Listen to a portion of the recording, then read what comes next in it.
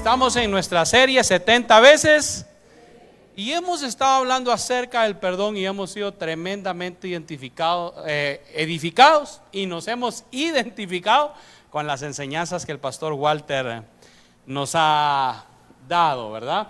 Y hoy yo quiero continuar con esta serie de mensajes, pero yo quiero contarle que mientras la preparaba me encontré con una anécdota muy especial. Yo le he puesto como título a este mensaje: la importancia de la comunicación en el perdón y el proceso de sanidad. Hoy hay mucha desinformación, hoy hay muchas conversaciones, hay mucha gente hablando, pero la sociedad lo que menos está haciendo es comunicándose realmente. O sea, el proceso de comunicación no está siendo efectivo, o más bien, la conversación que estamos teniendo cada vez es menos. En nuestra sociedad actual, cada vez nos comunicamos más a través del teléfono y cada vez disminuimos más nuestra comunicación interpersonal uno a uno. Las personas cada vez tiran más indirectas en redes sociales, ¿verdad? Y cada vez somos menos directos para enfrentar nuestros conflictos en persona. Y esto está abriendo una brecha definitivamente emocional entre unos y otros, ¿sí? Porque por ahí hay hermanos que pueden poner una publicación, hay hijos que pueden poner una publicación, hay papás que pueden poner una publicación, hay una esposa que puede poner una publicación. A mí me encanta ver las publicaciones de las esposas cuando se las publican para tirárselas a su esposo. Ay, digo, oh, pobre aquel, haga conmigo así. Se pone bueno a veces las redes sociales, ¿verdad? O a veces el esposo a la esposa, y hay unos que son directos, hasta lo mencionan, ¿va? Ay, te hablan, le dice, va, pero por redes sociales. No sé si lo hablan en casa, pero la intención esta mañana es hablar acerca de la importancia del proceso de comunicación en el perdón para sanar relaciones. Hijos con padres, padres con hijos, hermanos con hermanos, de muchas maneras dentro de nuestro núcleo familiar. Personalmente creo que el perdón es una decisión. Ahora, la sanidad es un proceso que lleva más tiempo, ¿verdad? No, a veces el perdón se extiende aún cuando duele y cuando uno no quiere extenderlo, pero Dios hace un proceso de sanidad a uno que puede durar un tiempo para que uno pueda sanar. Me encontré con una anécdota que me pareció muy especial. Yo quiero contarle un poquito acerca de la vida de don Manuel y de su hijo Daniel. Y dice así: don Manuel y su hijo Daniel viven en la misma casa, pero hace meses que no se hablan. No hay insultos entre ellos, no hay discusiones fuertes, no hay gritos. Únicamente hay silencio, un silencio pesado, un silencio que hiere más que cualquier palabra áspera. Don Manuel pasa por la sala a veces y Daniel hace como que no lo ve. Daniel sale de la casa y su papá finge estar ocupado para evitar cruzar miradas. Ambos están llenos en su corazón, uno de culpa y el otro tiene dolor. La historia no nos dice quién tiene culpa y quién tiene dolor, pero nos dice que en los corazones hay culpa y hay dolor. Lo más triste, dice, es que ninguno sabe exactamente cómo empezó todo. Solo saben que su relación empezó a quebrarse y nadie se atreve a ponerle palabras. Un día, Daniel, mientras ordena su habitación, encuentra una fotografía antigua. Su papá lo está abrazando fuertemente y él se aferra a los brazos de su papá con todas sus fuerzas. Daniel se queda por un tiempo a observar la fotografía. Con sus lágrimas en los ojos y con temor y vergüenza, pero a la vez con todas las ganas, se le sale un suspiro que lleva años guardados en el pecho. En ese instante Daniel siente que una voz suave en su interior le dice: hablen, no dejen que el silencio sea más fuerte que el amor. Así que Daniel en su habitación decide bajar las gradas y tocar la puerta de la habitación de su padre. Cuando don Manuel abre la puerta, ve a su hijo temblando con la fotografía en sus manos y los ojos llenos de lágrimas. No necesitaron, dice, discursos ni explicaciones. Únicamente Daniel pronunció dos palabras: ¿podemos hablar? Es la anécdota de dos integrantes de una familia, un padre y un hijo, que como la historia lo dice, no es que vivan en un conflicto, en gritos o en violencia, simplemente hay un silencio entre ellos dos, que los ha separado y los ha alejado constantemente. Uno tiene culpa, el otro tiene dolor en su corazón, pero llega el momento en el que uno de los dos decide acercarse para hablar. Y se menciona dos palabras, podemos hablar, la historia no continúa, pero supongo que a partir de ese podemos hablar, se pudieron sanar muchas cosas en el corazón de los dos. Alguien se sintió más liviano y se quitó la culpa, y el otro sintió que volvía a vivir alegre, sin dolor en su vida. Y hoy hablaremos acerca de la importancia de tener conversaciones para ayudarnos en el proceso del perdón y la sanidad interior de nuestro corazón. Es necesario tener conversaciones, iglesia, con nuestra familia. Es necesario conversar con nuestros hijos. Es necesario conversar con nuestros padres. Y me refiero también a aquellos que ya tenemos 40 años, 45, 50 y quizá tenemos padres de la tercera edad y no tomamos un tiempo para conversar con ellos, también para preguntarle algunas situaciones, cómo están, cómo se sienten, y que podamos ser conscientes de si nuestros padres se sienten amados por nosotros en su tercera edad o quizás se sienten abandonados. O quizá padres que necesitan conversar a sus hijos adolescentes, jóvenes, preadolescentes, que no entienden el porqué de su comportamiento, pero están viviendo el dolor de ese comportamiento y quizás están siendo lastimados por el comportamiento de uno de sus hijos. A veces es necesario sentarnos con alguien y con uno de nuestros hijos y decirle qué está pasando, por qué ahora hay tanta rebeldía en tu corazón, aparte de pasar por el proceso normal de la adolescencia, ¿verdad? Pero por qué estás callándote menos, por qué dejaste de tener esa comunión conmigo. En fin, para ayudarnos en el proceso de la sanidad y del perdón es necesario que nosotros conversemos. Es necesario, número 2, que nosotros escuchemos. Y es necesario, número 3, que nosotros no hagamos silencios prolongados. Yo quiero que entremos a la palabra de Dios en esta mañana y que juntos podamos navegar por unos versos de la palabra y poder sacar lo mejor que tengamos de cada uno de ellos que Dios nos ha dejado.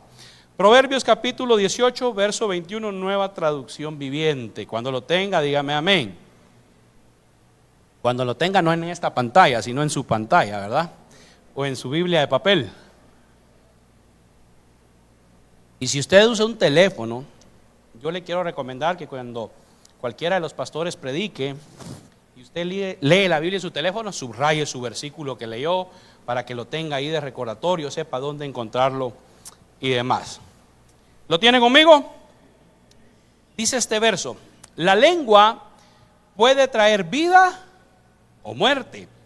Los que hablan mucho cosecharán las consecuencias.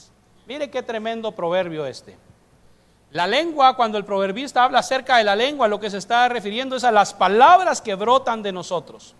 Las palabras que nuestra lengua pronuncia. Dice que tiene la capacidad de traer vida o de traer muerte. Número 1. Y número 2, dice que según lo que cada uno de nosotros hablemos, podemos cosechar las consecuencias de lo que hablemos. ¿Sí? Muchas veces en Guatemala se dice que las palabras se las lleva el viento, ¿verdad? Diga conmigo, no se las lleva el viento, pastor. Las palabras no son neutras. Las palabras tienen un efecto positivo o un efecto negativo. Las palabras no se pueden minimizar, aunque quizá algunos de nosotros no nos enseñaron que lo que decíamos era importante.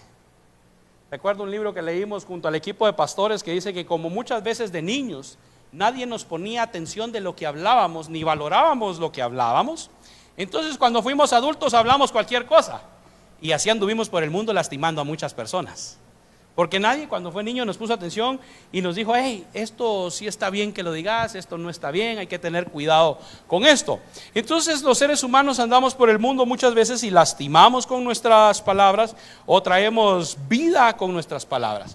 Pero lo que sí es cierto, y el proverbista da a entender en este pasaje, dice, los que hablan mucho cosecharán las consecuencias. Y yo pensaba, los que hablan mucho cosecharán las consecuencias. Los que hablan pocos, ¿usted cree que van a cosechar las consecuencias? También la palabra dice que el sabio que guarda sus palabras también tiene bendición en su vida, es prudente y no se mete a problemas. Y entonces me pensé, ¿y el que no pronuncia palabras, será que también tiene consecuencias? ¿Habrá alguna situación necesaria de no guardar? Y entonces recordé aquel pasaje de la palabra que dice que nosotros debemos de ser prontos para escuchar, ¿verdad? Y tardos para hablar y para enojarnos. O sea, no debemos de ser nosotros de aquellos mecha corta, dicen, ¿verdad? Que reaccionamos de inmediato. ¿Alguna vez tiró un cohete que tenía mecha corta? Que usted apenas lo encendió y a tirarlo iba cuando ¡pah! En el dedo dice. Yo desde entonces no volví a escoger un cohete mecha corta. Tenga cuidado, porque a lo mejor cuando lo miran a ustedes mecha corta dicen no, con aquel no, porque nos estalla ahí si le hablamos, ¿verdad? Pero entonces, cuando usa la palabra cosecha, yo de inmediatamente pensé en las palabras como semillas. Nosotros podemos sembrar palabras en el corazón de nuestra familia, en el corazón de nuestros hijos, en el corazón de nuestros padres, que pueden dar vida o que pueden traer algo tan complicado como la muerte. Y cuando habla de la muerte acá, quizá no está hablando de una muerte física, que alguien se vaya a morir, sino quizá estamos dañando relaciones, estamos quitándole la vida a relaciones entre familia, estamos haciendo que las relaciones en el núcleo familiar de alguna manera puedan ir muriendo. Jóvenes que están acá, yo los quiero animar. Sé que hoy en día ustedes son muy buenos para conversar digitalmente, pero también tenemos que practicar la conversación con nuestros padres. Tenemos que ejercitar nuestra conversación si vivimos con nuestros abuelos, Tenemos de alguna manera que contarle a alguien de nuestra familia la situación por la que estamos pasando, los problemas que estamos teniendo. Y los padres también podemos poner atención a nuestros hijos y también, por supuesto, podemos comunicarnos con cada uno de ellos. Si estas palabras, entonces, queridos, la lengua tiene ese poder de traer vida o de traer muerte, yo quiero compartirle el punto número 1 que he desarrollado en esta mañana, y es que cada palabra es un ladrillo. Yo lo quise asemejar a un ladrillo en este momento, que construye puentes o levanta muros en las relaciones. ¿Sí? Si nuestras palabras fueran ladrillos, yo lo quise asemejar a ladrillos, nosotros pudiésemos estar construyendo puentes o levantando muros en las relaciones. Si usted le gusta ver, alguna vez ha visto aquel programa o lo ha visto en redes sociales, se llama Megaconstrucciones. Ahí salen los países desarrollados que han construido puentes enormes, de kilómetros. Y la función de un puente es conectar una ciudad con otra, que estaban de alguna manera incomunicadas. ¿Sí? En nuestra nación ha pasado que por inviernos hay puentes que se han caído, y en noticias hemos visto que estas comunidades quedan incomunicadas, y lo difícil que se hace que las personas pasen de un lugar a otro, y lo peligroso que es que las personas pasen de un lugar a otro. Y los muros, si los puentes se usan para comunicar, para conectar a unos con otros, los muros se hacen para dividir. Los muros se hacen para poner una división entre este lugar y este lugar, o un muro que, como la falta de perdón, como las heridas o la falta de comunicación, lo que hace es dividir a dos personas. Entonces yo estaba pensando, y por un momento, si las palabras son ladrillos y nosotros tenemos la oportunidad de colocar esos ladrillos, deberíamos de ser intencionales en usar palabras que se puedan poner del lado que puedan construir puentes, en donde nosotros nos comuniquemos o nos intercomuniquemos con nuestra familia, ¿sí? Pero a veces puede ser, hay personas que usan ladrillos que levantan muros, ¿sí? Y muchas veces no nos damos cuenta. Estaba pensando mientras escribía este mensaje, y pensaba en palabras que pueden causar una división. Pensaba en palabras que imaginariamente, por supuesto, usted no es que va a construir un muro en su casa, aunque por ahí anda un meme en Facebook donde un señorcito está construyendo un muro adentro de su casa para que la esposa no lo moleste. ¿Lo ha visto alguna vez? Y se está partiendo la casa en dos, está construyendo un muro así en el medio de la casa y todo. Y miren, ¿a cuánto les gustan leer comentarios? Sea honesto conmigo. Sí, y usted ya se conoce hasta el Michael Jackson, que está comiendo poporopo leyendo comentarios, ¿verdad? A mí me gusta leer comentarios porque me sorprende la creatividad que la gente le pone en los comentarios para describir todo lo que está sucediendo, ¿sí? Entonces, como relación nosotros algo que debemos de ser muy intencionales, queridos hermanos, es que si las palabras son como ladrillos que construyen puentes o levantan muros, nosotros debemos de ser muy conscientes entonces de qué palabras vamos a utilizar con nuestra familia. Esta es una palabra que va a hacer un puente entre nosotros, que va a ayudar a que la relación sea mejor, a que la comunicación sea mejor, a que las heridas que han habido en el pasado sanen, o voy a poner una palabra que de repente va a levantar un muro, que va a causar una herida, que va a recordar algo del pasado que no me gustaría que se recordara y nos va dividiendo como personas. Con este punto número 1, algo práctico que nosotros podemos hacer y que siempre nos dicen es que nosotros necesitamos pensar un poquito más antes de empezar a hablar, antes de decir algo que pueda lastimar. Y a veces no decimos cosas que puedan lastimar, pero decimos cosas que no van a ayudar a la conversación o que van a ayudar a poner un pensamiento en la mente de la persona que quizá no está. Tengo un primo que dice algo que a mí me ha sorprendido mucho. Dice, a veces no necesitamos convencer a las personas, solo necesitamos semblarles la duda en el corazón. Usted no necesita a nadie demostrarle nada.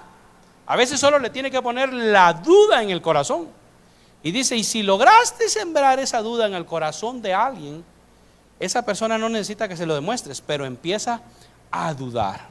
Entonces, creo que nosotros, en este proceso del perdón y de la sanidad en las relaciones, debemos de ser más intencionales en detenernos antes de hablar y pensar lo que vamos a decir.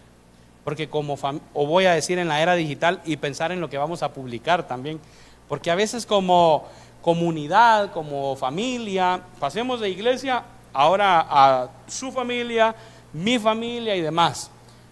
No, nos sentimos en confianza y hablamos con libertad, pero muchas veces en la libertad con la que hablamos puede traer algunas situaciones difíciles al corazón de nuestra familia, al corazón de nuestros hijos, al corazón de nuestros padres. Escúcheme, hay padres lastimados también por nosotros los hijos. Hay papás lastimados por nosotros los hijos. Y hay hijos lastimados por nosotros los padres. Incluso hay nietos lastimados por los abuelitos. Yo tuve la oportunidad de conversar con una señorita hace algunos años y me dice que ella empezó sus trastornos alimenticios a raíz de una palabra de su abuela. Imagínense esto, de su abuela paterna. Tenía alrededor de 8 o 9 años, estaba en una reunión familiar y la abuela, sin pensar en sus palabras, le dijo, mija, vos sí estás bien gordita. Mira los cachetotes que tenés, y le agarró los cachetotes así. Estás bien rayerita, puro tamalito de no sé qué pareces. A los 9 años, eso dañó la identidad de ella. Y cuando llegó a la adolescencia empezó un proceso de trastornos alimenticios. De no querer comer, de vomitar después de comer, de querer estar cada vez más flaca, aunque estaba flaca, ¿me entiende? Pero quería estar más flaca. Mire que hay palabras que levantan muros y me dice, yo recuerdo bien lo que mi abuela me dijo. Y desde ese entonces yo empecé un trastorno alimenticio dentro de mí. Y me dice, ya le tengo cariño a mi abuela, la veo, y bueno, me dice, pero sí dañó mi corazón, hirió mi corazón. Entonces, querida iglesia, una palabra de afirmación que pueda darle el esposo a la esposa puede ayudarle a un esposo o a una esposa a recuperarse de una situación difícil que esté atravesando.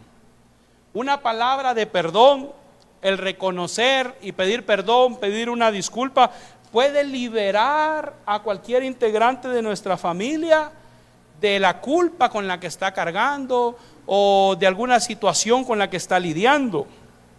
Una conversación honesta puede sanar una herida que silenciosamente estaba matando una relación.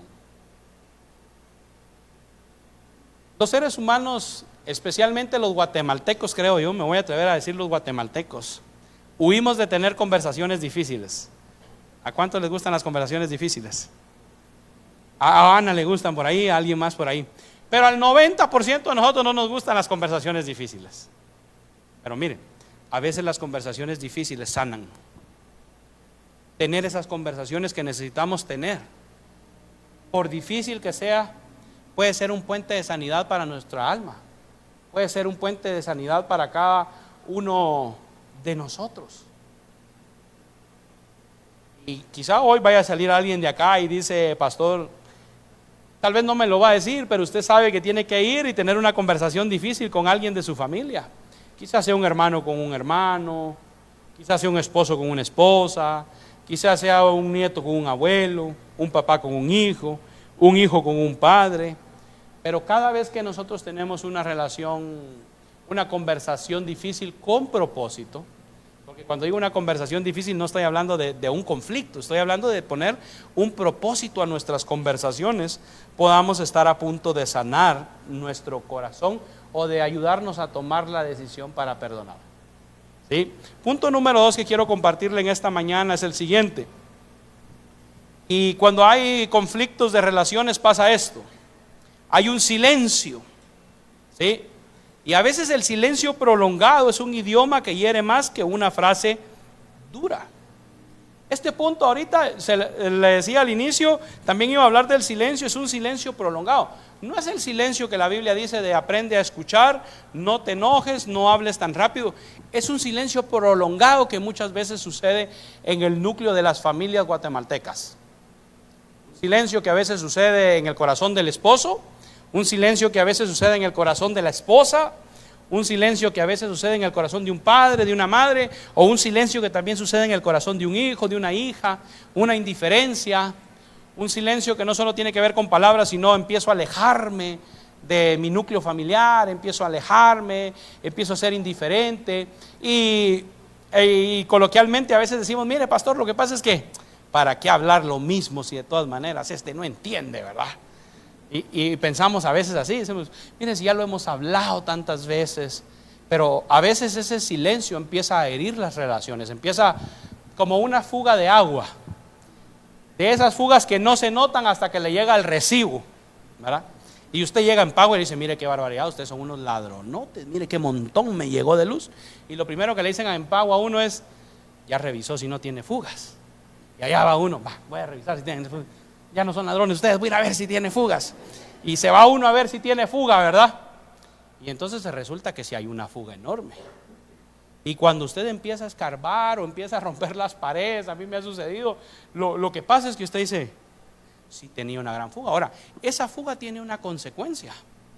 La fuga fue silenciosa, ¿me entiende? Me doy a explicar mejor, usted sí me entiende, a veces yo no me doy a entender, ¿verdad?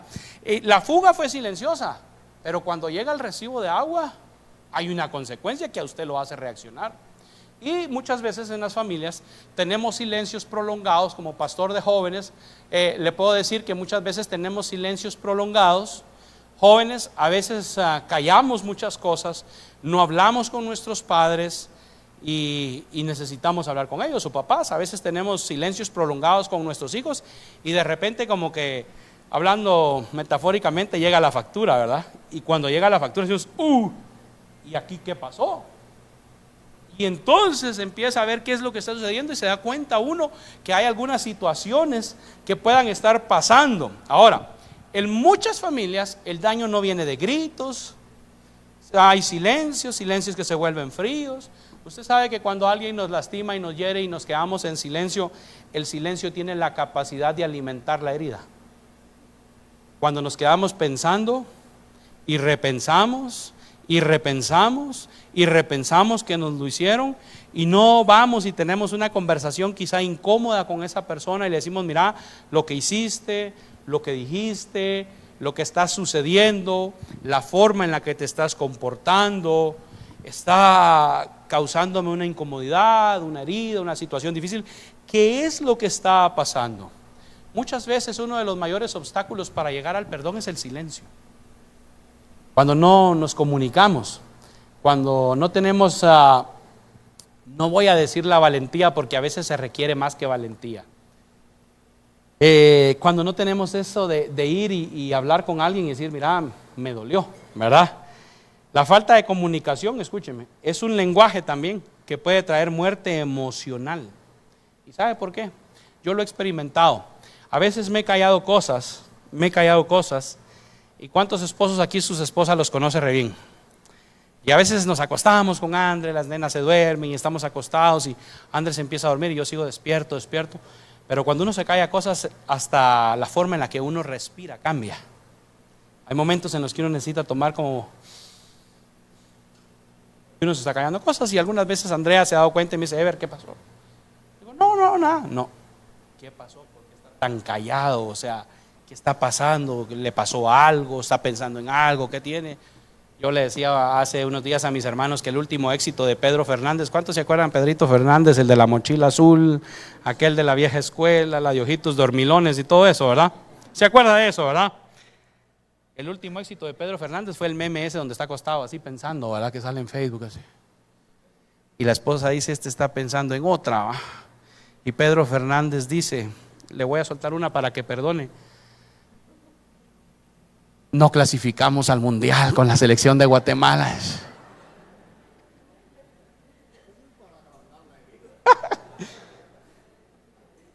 Hay que hablar de esas heridas, hay que hablarlas. Si usted se la calla, va a sufrir en silencio, hay que hablarlas. Después de ese partido hubo muchos hablando de ese partido. Todos fuimos directores técnicos y demás, pero yo le decía a mis hermanos, esta es una relación tóxica, le decía yo. Nosotros creemos y volvemos a amar como que fuera la primera vez y aquellos nos vuelven a defraudar como siempre, ¿verdad? Pero yo ya los perdoné. Ya hay que perdonarlos. Pero el punto que le estaba diciendo es que hay silencios que hacen más daño que las palabras. A veces nos callamos, esposas, esposos, a veces nos callamos, ¿verdad? Decimos, no voy a hablar, no voy a decir nada, pero esto empieza a herir nuestro interior. Alguien me dijo una vez, yo no voy al psicólogo porque solo yo hablo. Yo por dentro pensé, si el psicólogo no tiene necesidad de hablar, ¿verdad? Muchas veces, y a veces, escúcheme, voy a tocar este tema, aquí está Maite psicóloga, está mi cuñada Vivi psicóloga, habrán otros psicólogos más, pero los cristianos evangélicos no debemos de atender ni a los psicólogos ni a los psiquiatras como cosa del diablo. La salud emocional es una realidad y se necesita ayuda emocional muchas veces. Entonces, el silencio causa ese daño, y ¿sabe qué sucede? Que el silencio, donde no hay diálogo, donde no hay comunicación, crecen las suposiciones. ¿Sí? Dice, es que yo supuse que, y yo empiezo a pensar, mira qué cara trae, mira qué cara trae, no se aguanta la jeta, mira.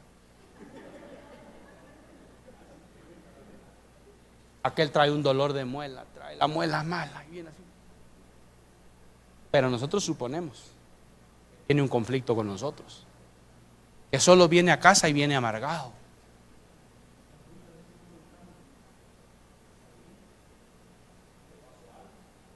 Y estamos los que no preguntamos, y diga conmigo, y estamos los que no hablamos, ¿verdad? Y entre los que no conversamos o preguntamos y los que no hablamos, a veces se crean brechas y heridas en el corazón.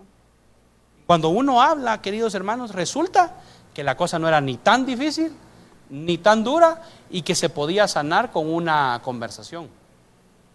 Y el silencio, el enemigo susurra a veces en el silencio. Yo a veces he detectado cuando he callado cosas que el enemigo me está susurrando cosas al oído.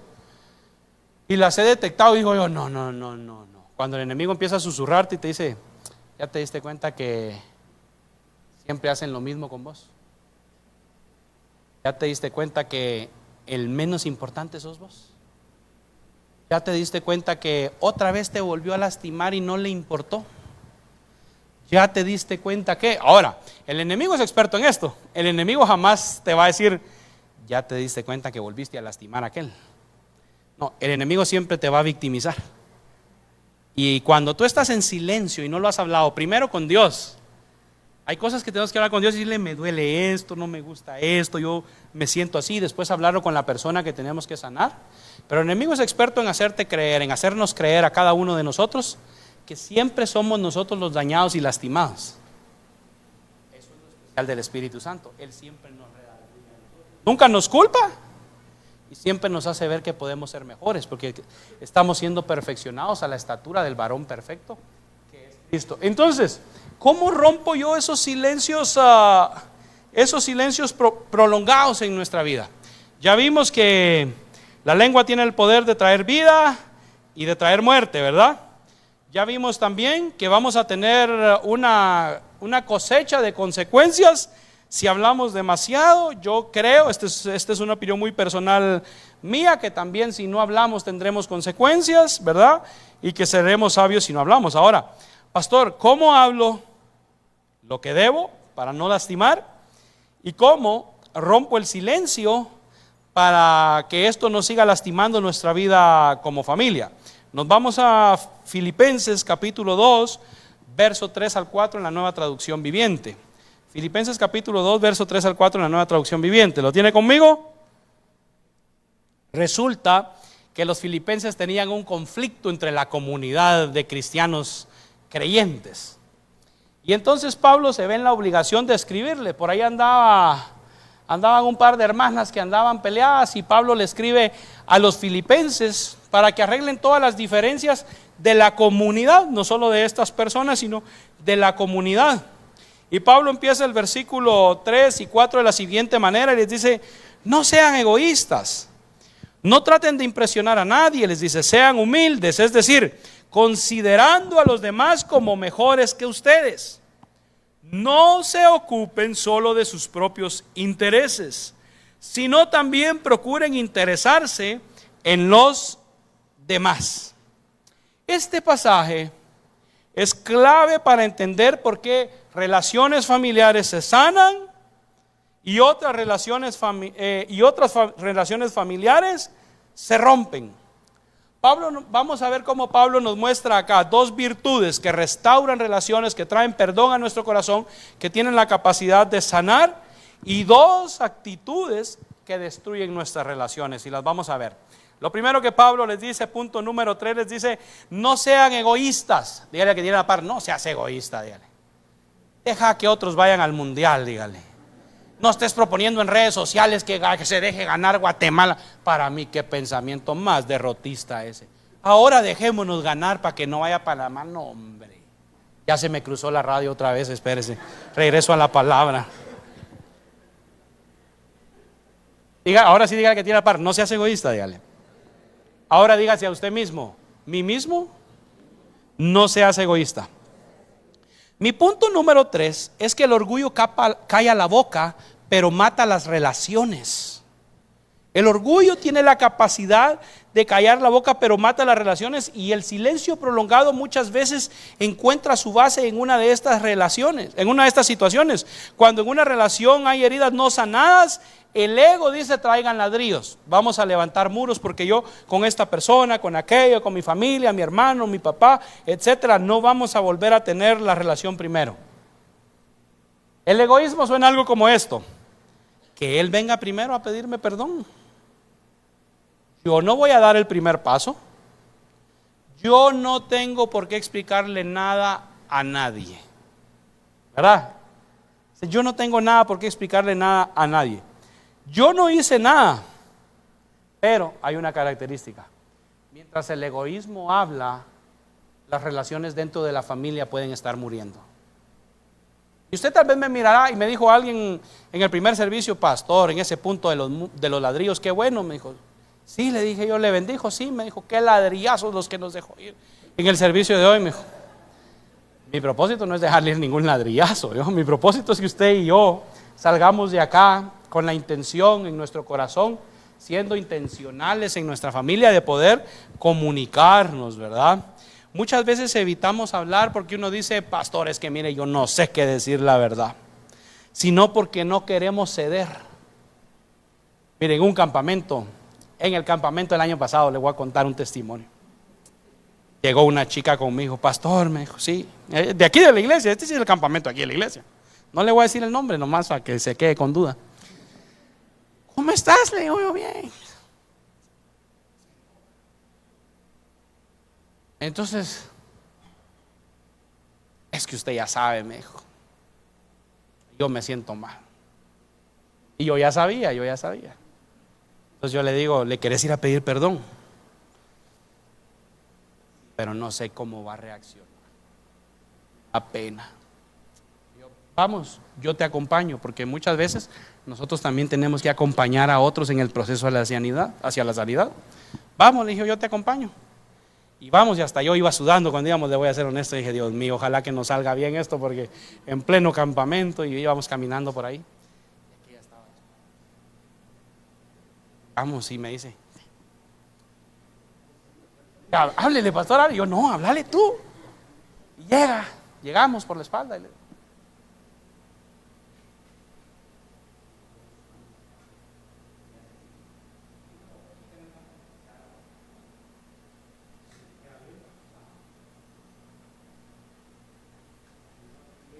No sé cuáles fueron sus primeras palabras, pero algo le dice.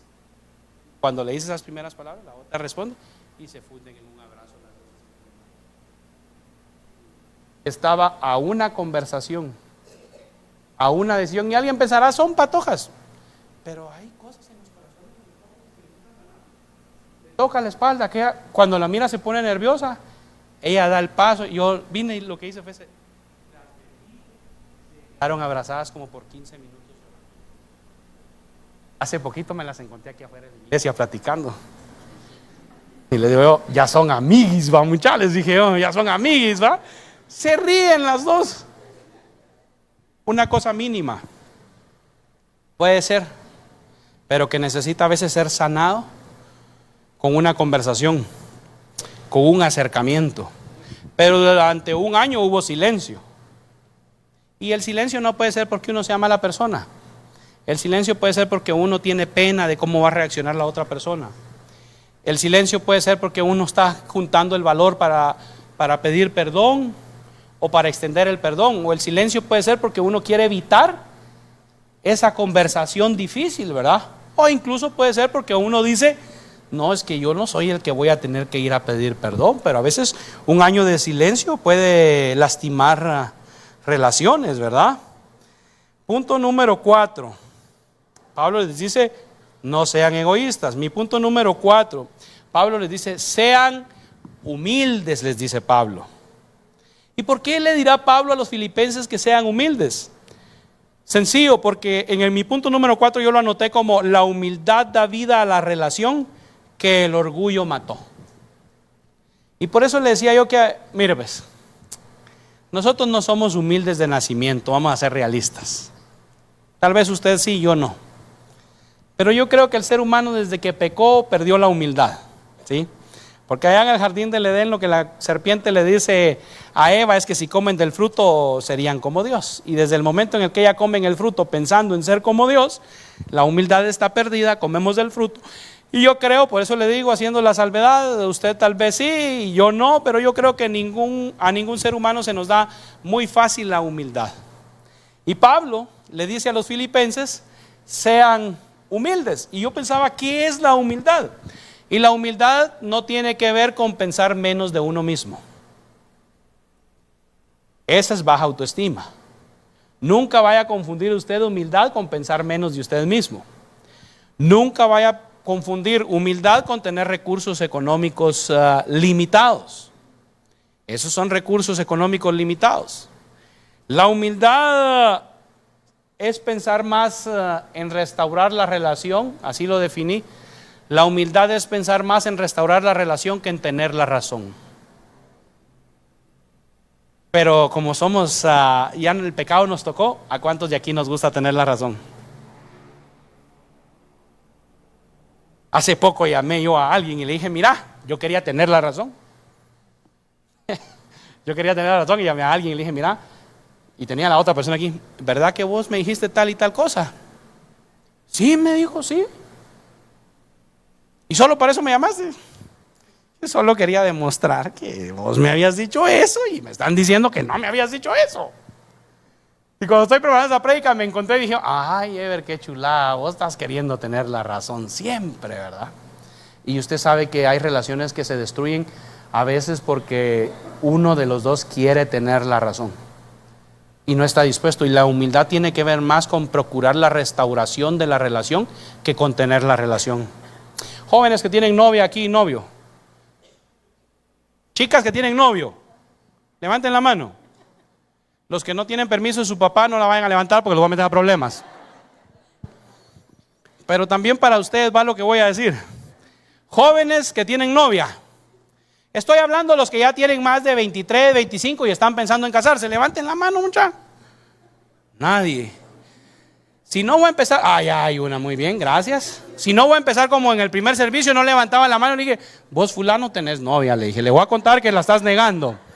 Vamos a ver en esta fila quién tiene novia, hombres. Algunos su novia se le está poniendo vieja, pero vamos a ver. Yo creo que aquí no. Vamos a ver. Y aquí, gracias por la luz, muchachos. Buena onda. Pónganla aquí, yo te quiero ver bien. Vamos a ver, ahí hay unos que tienen novia, aquel no sabe si son o no son, pero tiene una relación. Son casi algo, hay otras que se abrazan ahí en medio, pongan la luz ahí, muchachos. No, son bro, hay unos que se abrazan. ¿Y aquí cómo estamos? Ahí hay un chiquitillo que se esconde, ¿eh? Tremendo el Juliancito, ajá. Va. Si ustedes tienen un noviazgo con miras en el futuro de casarse, yo les quiero dar un consejo. En el noviazgo hace mucho daño querer tener la razón. En el noviazgo hace mucho daño el egoísmo. Y después, 5 años después, se oyen matrimonios que dicen, el desgraciado desde que éramos novios era así, pastor. Nunca cambió. Y le dan ganas a uno como pastor de decirle, ¿cómo te casaste con un desgraciado? ¿Cómo no buscaste otro menos desgraciado? ¿Verdad? Pero en el matrimonio también el egoísmo hace. Entonces por eso le decía que para iniciar una relación a veces no se necesita valentía, sino humildad, ¿verdad? Y usted me va a decir, pastor, pero yo no soy humilde. Es que dar esos pasos, dar esa primera pauta para la conversación, acercarse y tocar la espalda y decir, quiero hablar con vos, hay algo que pasó, disculpame, etcétera. Es eso que nos va ayudando a ejercitarnos en la humildad, ¿sí? Y muchas veces no es que nosotros, es que yo todavía no soy humilde, nos vamos a pasar la vida esperando ser humildes. La humildad, yo anoté aquí que abre conversaciones que el orgullo cierra. Ahora, el que se acerca a hablar con humildad para restaurar una relación no se acerca a decir, pero mira, yo te vengo a pedir perdón, pero te quiero decir que me hiciste lata. No, el que se acerca con humildad suena más o menos así, tal vez no te entendí bien, me podés explicar, estoy dando un margen al error, ¿verdad? O tal vez yo te dije algo antes que te hizo reaccionar de esa manera, quiero pedirte una disculpa, creo que te herí, no era mi intención, perdóname si mis palabras te causaron dolor, yo también quiero que estemos bien. ¿Y por qué quise poner este punto? Porque sin humildad muchas veces no hay conversación, sin conversación muchas veces no hay perdón, y sin perdón el proceso de sanidad aún no inicia. Y Pablo sabía eso acerca de los filipenses y les dice, tomen en cuenta esto. Y punto número 5 que Pablo les dice en esos 2 versículos es que no piensen solo en sí mismos, sino que les dice, interésense en los demás. Punto número 5 yo coloqué como la comunicación es un acto de ¿qué, iglesia? De amor. Pablo les dice, no se ocupen solo de sus propios intereses, también procuren interesarse en los demás. Interesarse es preguntar, interesarse es escuchar, interesarse es buscar entender antes de responder. Cuando un hijo se interesa en las situaciones que sus padres están pasando, o por el cual su padre dijo lo que dijo, o cuál fue la situación que ha sucedido, abre la puerta a una conversación profunda. Cuando un padre se interesa en lo que su hijo siente, está ayudando a sus generaciones a sanar y a vivir un proceso de perdón que le ayude a ser libre. El interés genuino que debemos demostrar rompe barreras, derrite resentimientos y abre el espacio, querida iglesia, para el perdón. La intención de mi mensaje esta mañana es que como familias de Días de Gloria salgamos de acá dispuestos a comunicar, dispuestos a hablar, a decir o incluso a buscar ayuda, ¿verdad? Y no para buscar al culpable, ni buscar quién tiene la razón, sino para preservar nuestras relaciones, para restaurar nuestras relaciones. Si usted está en un matrimonio, jóvenes están en un matrimonio, dice, este matrimonio está a punto de romperse. Y hay razones como la violencia doméstica, donde están golpeando a un hombre, donde están golpeando a una mujer y está a punto de la muerte y demás, pero que quizás sea una relación valedera para que usted se separe y guarde su vida, pero un porcentaje alto de divorcios se dan porque hay una pelea de poderes en el matrimonio. Hay una pelea de yo no quiero tener la razón, yo tengo la razón, no la tenés, no podemos estar así, yo quiero hacer esto, yo quiero hacer aquello, que vienen de relaciones dañadas. Y yo creo que el propósito de esta serie que Dios ha guiado a Días de Gloria es que cuando nosotros perdonamos como padres, empezamos a extender la bendición a nuestros hijos de formar un corazón perdonador en ellos.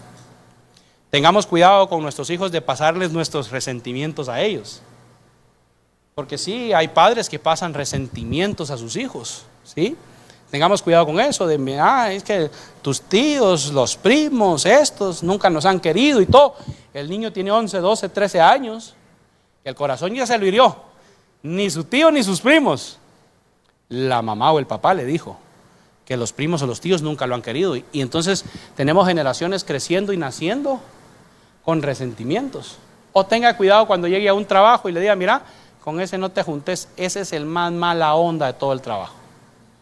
Yo le diría algo, no se lo tome a pecho, descúbralo por usted mismo, déle el beneficio de la duda, ¿verdad? Yo tengo amigos y hay un par que me molesta que me dice, yo no sé cómo puede ser amigo de ese vos.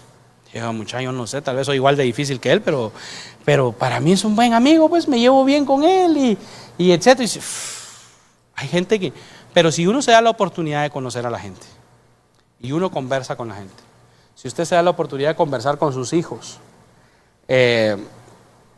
pueden sanar cosas y entender lo que los chicos están pasando. Si los jóvenes se dan la oportunidad de conversar con sus padres, pueden sanar también cosas en su corazón que a lo mejor pensaban de sus padres. El pastor Walter el jueves dio, creo que una lección de vida tan importante que dice, él dijo que ningún hijo tuvimos los mismos padres, algo así fue, ¿verdad? Ningún hijo tuvimos los mismos padres. Y trajo sanidad al corazón de muchos hijos, creo yo. Y él explicaba que él, y yo lo tomé para mí también, dice el pastor, yo no fui el mismo papá con Marcos, que con Valentina, ni que con Belén. Y él puso un ejemplo y dice, al primero probablemente le tocó que trabajar mucho a la par de su papá. Al segundo ya no le tocó trabajar tanto, las condiciones económicas eran diferentes. Al tercero menos, y el cuarto fue en carro a estudiar al colegio y a la universidad. Y entonces entre los hermanos viene un resentimiento que dice, el mayor dice, estos ya solo vinieron a gozar de todo y ni los pusieron a trabajar, a mí no me dejaban, a mí no me daban este carro.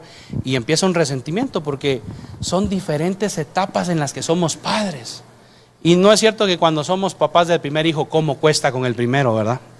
Uno quiere ser súper disciplinado con el primero, la condición económica tal vez no es la mejor para el primero, pero con el segundo, tercero y cuarto, aunque los de hoy solo tienen uno o dos, ¿verdad? Pero nuestra generación anterior, la situación va cambiando.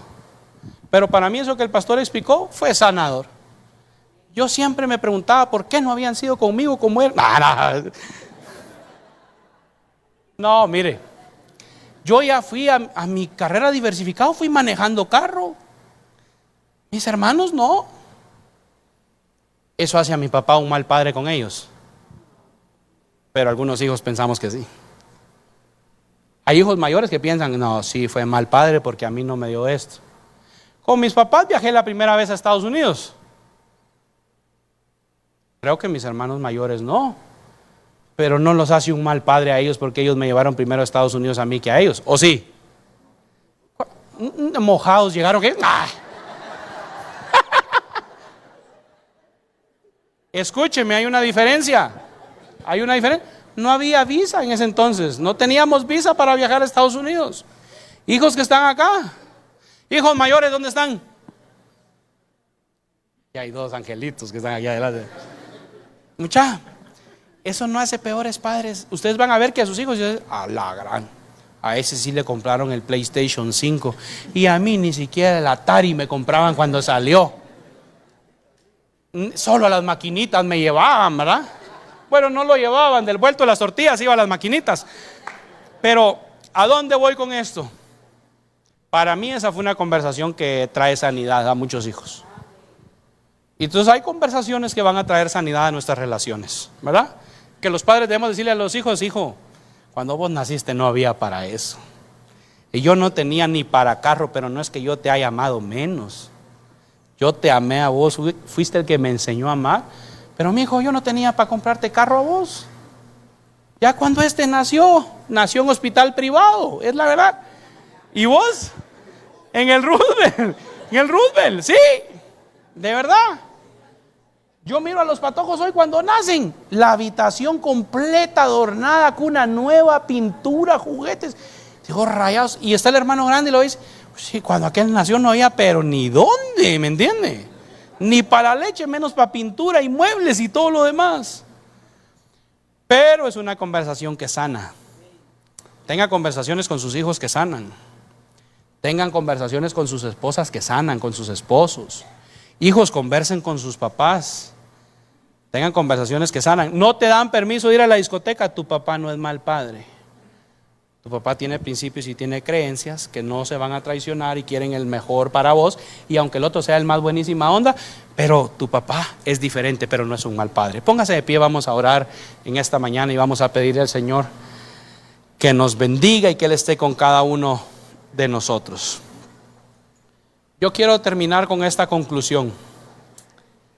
Tengo un par de conclusiones aquí. Es difícil sanar, querida iglesia, lo que no se quiere hablar. Es difícil sanar lo que no le damos la oportunidad para ser conversado con nuestra gente. Es difícil conversar